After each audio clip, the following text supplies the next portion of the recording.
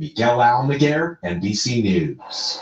This is Tom Costello. Just over 2 months into the vaccine rollout, more at-risk Americans are getting vaccinated, with 55% of those 65 and older receiving at least one shot, though many minority communities are lagging.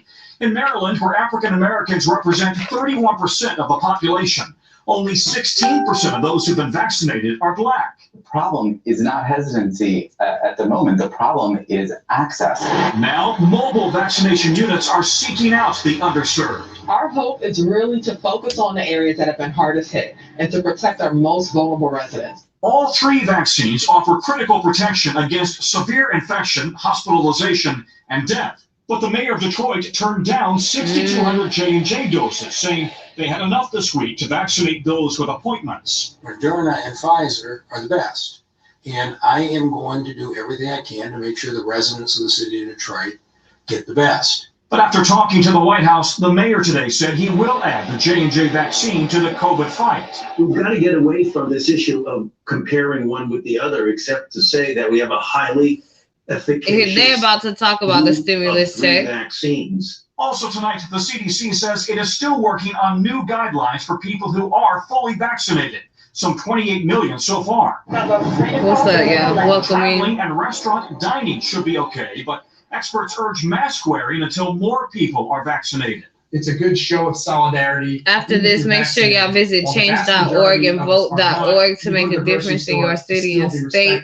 Don't forget Justice for Breonna Taylor. Tell us about this new research on Justice for Ahmaud Arbery. Justice for Vanessa Gillen.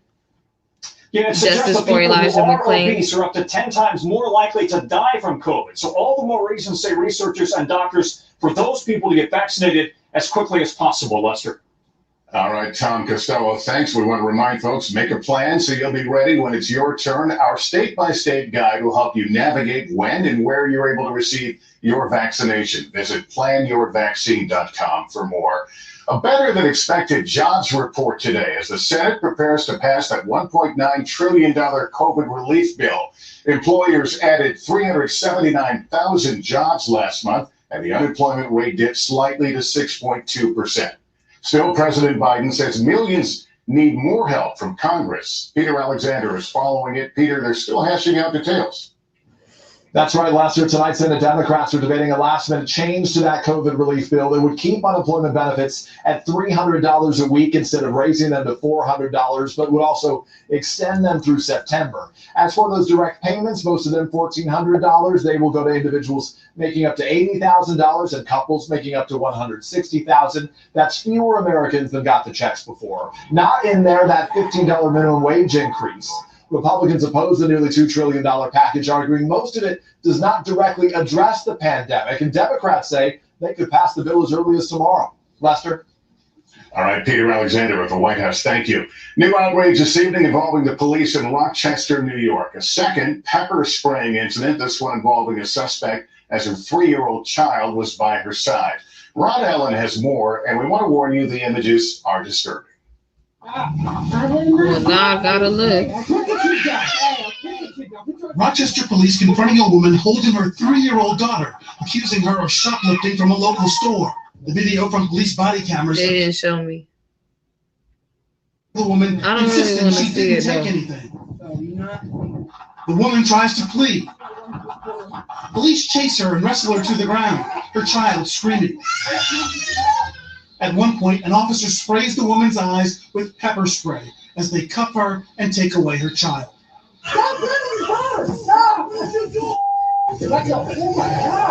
Okay, that was not okay. The police held on to the baby and tried to pull the baby away from the lady while the other lady was tackled to the ground or whatever. The incident especially upsetting just weeks after police used pepper spray on a 9-year-old girl in handcuffs during a family trouble call. What troubles you about that the most when you watch that tape? I would say the lack of compassion and the disrespect. What's happening there? There's lack of accountability, period. Rochester's police chief says she's trying to reform the department. How can we best come to a resolution with the least amount of confrontation? The department also still investigating officers in the death of Daniel Prude, who died last March after being restrained by police. A grand jury recently decided against criminal charges. Now this. Police say the child was not pepper sprayed nor injured. Eventually, the officers offered to help the mom wash out her eyes. You want to go to the eye wash? All right. And police still charged her with trespassing for being in a store after being told to leave. So far, one officer is on administrative leave, while the entire department gets intense public scrutiny. Ron Allen, NBC News. All right, in just 60 seconds, more troubling news about New York's embattled Governor Cuomo, and Meghan Markle speaks out about her loss of freedom when she joined the royal family. Lawmakers in New York passed a bill today that will remove emergency powers given to Governor Andrew Cuomo at the start of the pandemic, as the governor faces a deepening crisis over two scandals. Ann Thompson explains.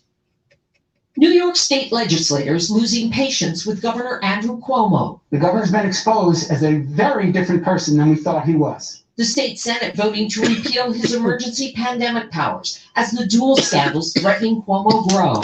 The New York Times reporting top Cuomo aides altered a state health report last June to hide the true number of nursing home COVID deaths, leaving out those who died in hospitals.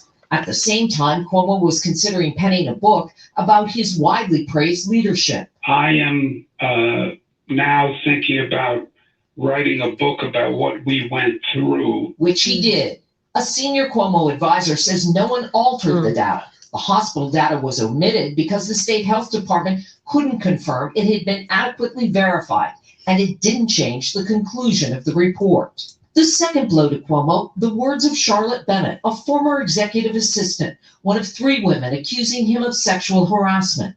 The 25-year-old sexual assault survivor told CBS News she thought the governor tried to groom her. He is a textbook abuser. He was very sweet to me for a year in the hopes that maybe one day when he came on to me, I would think we were friends, or that it was appropriate, or that it was okay. This week. See, all right, that's enough. All right, that's the issues I want y'all to be aware of right there on the screen as well. They just said Rochester, and then a government official sexually harassing, and in Rochester, snatching a child in the air away from the parent while the parent's still holding on. You know what I'm saying? Trying to rip the child apart. You know what I'm saying? That's just totally inappropriate and wrong on every level. You don't do that. Also, the stimulus checks, $1,400, may or may not be passed and distributed by Monday. Y'all just hang on to your horses and see. Unemployment may or may not be dropped down to $300 still, instead of going up to $400. But it may be extended to September. So stay tuned, y'all. It's not even close to Will apologize. I never knew for at the time that I was making anyone feel uncomfortable. And tonight, Bennett's attorney says the governor's staff failed to follow its own policies in reporting Bennett's complaint. Meanwhile, the Democratic State Senate Majority Leader says if any other people come forward, it will be time for Cuomo to resign. Lester?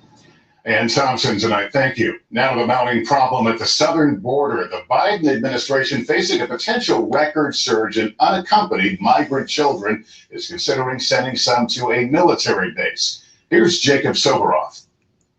Tonight, facing what officials project will be an unprecedented number of unaccompanied migrant children crossing the border, the Biden administration is now considering housing some of them at Fort Lee, an Army base in Virginia. That news coming one day after we asked Homeland Security Secretary Alejandro Mayorkas if the Biden administration would add facilities to alleviate overcrowding.